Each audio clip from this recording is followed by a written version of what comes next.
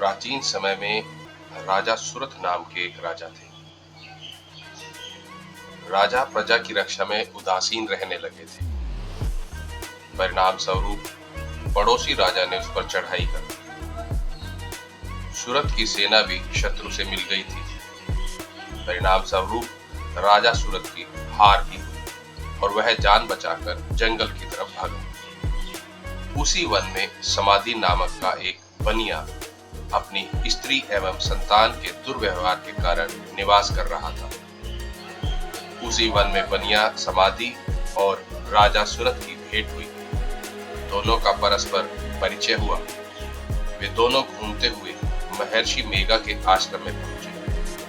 महर्षि मेघा ने उन दोनों के आने का कारण पूछा तो वे दोनों बोले कि हम अपने सगे संबंधियों द्वारा अपमानित एवं तिरस्कृत होने पर भी हमारे हृदय में उनका मोह बना हुआ है।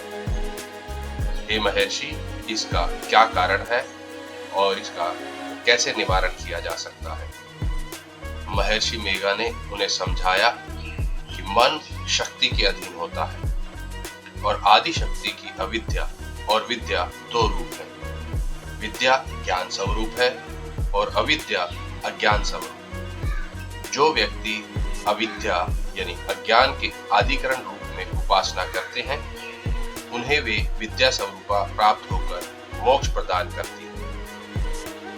इतना सुन राजा सुरथ ने प्रश्न किया, हे महर्षि, ये देवी कौन है? उसका जन्म कैसे हुआ?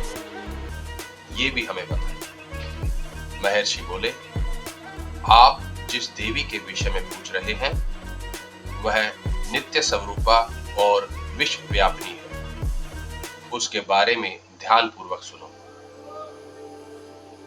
कल्पांत के समय भगवान विष्णु क्षीर सागर में अनंत शैया पर शयन कर रहे थे।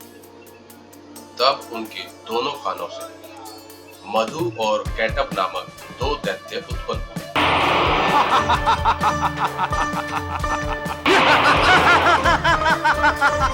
वे दोनों विष्णु की नाभि कमल से उत्पन्न ब्रह्मा जी को मारने दौड़े। ब्रह्मा जी ने उन दोनों राक्षसों को देखकर भगवान विष्णु की शरण में जाने की सोची, परंतु भगवान विष्णु उस समय सो रहे थे।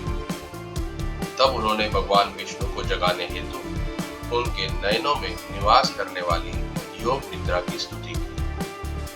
परिणाम स्वरूप तमोगुण अधिष्ठात्री देवी विष्णु भगवान के नेत्र, नासिका, मुख और हृदय से निकलकर ब्रह्मा जी के सामने उपस्थित हो गई। योग निद्रा के निकलते ही भगवान विष्णु उठकर बैठ गए।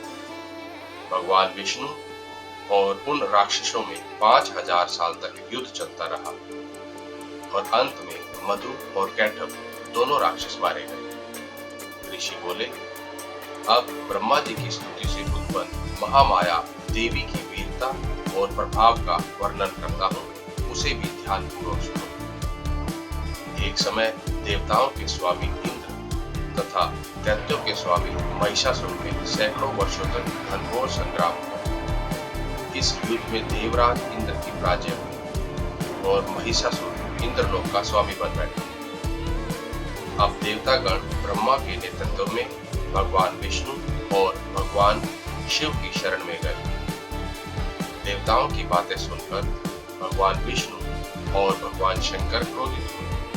भगवान विष्णु के मुख तथा ब्रह्मा जी और शिव जी तथा इंद्र आदि के शरीर से एक तेज पुंज निकला, जिससे समस्त दिशाएं जलने लगी और अंत में यही तेज पुंज एक देवी के रूप में परिवर्तित हो गया।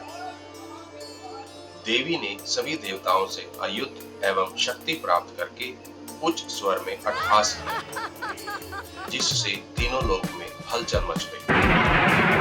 महिषासुर अपनी सेना लेकर इस सिंहनाद की ओर दौड़ा।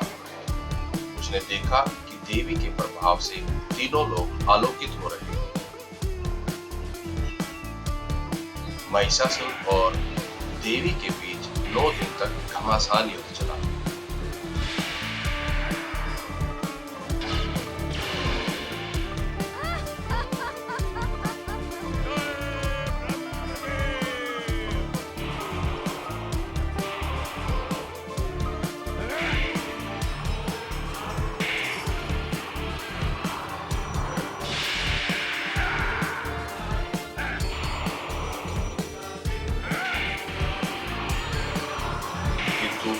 महिषासुर की देवी के सामने एक भी चाल सफल नहीं।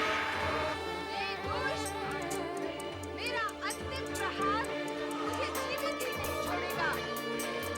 यदि अपने प्राणों का मोह है तो अपने साथियों के साथ पाताल लोक चला जा। कदापि नहीं, नम्रासुर। अब मैं एक से बड़े लेकर तेरे टुकड़े टुकड़े कर दूंगा।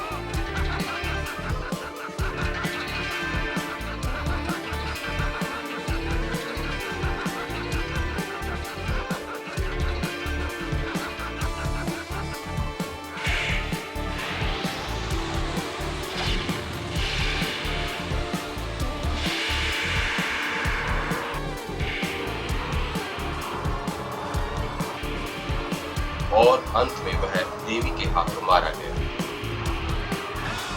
आगे चलकर यही देवी शुंभ और निशुंभ राक्षसों का वध करने के लिए गौरी देवी के रूप में भी अवतरित हुई। इन उपरोक्त व्याख्यानों को सुनकर मेघा ऋषि ने राजा सुरथ तथा बनिया से देवी स्तवन की विधिवत व्याख्या की।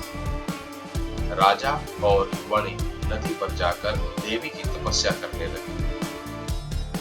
3 वर्ष तक घोर तपस्या करने के बाद देवी ने प्रकट होकर उन्हें आशीर्वाद दिया। इससे वणिक संसार के मोह से मुक्त होकर आत्मचिंतन में लग गया और राजा सुरथ ने शत्रुओं पर आक्रमण करके विजय प्राप्त करके अपना वैभव फिर से प्राप्त किया। तो ये थी नवरात्र की कथा। दोस्तों, अगर आपको कोई और भी कथा पता हो तो वो भी आप कमेंट पर लिखकर शेयर कर सकते हैं। माँ दुर्गा का हमेशा आप पर आशीर्वाद बनाए। जय माता दी।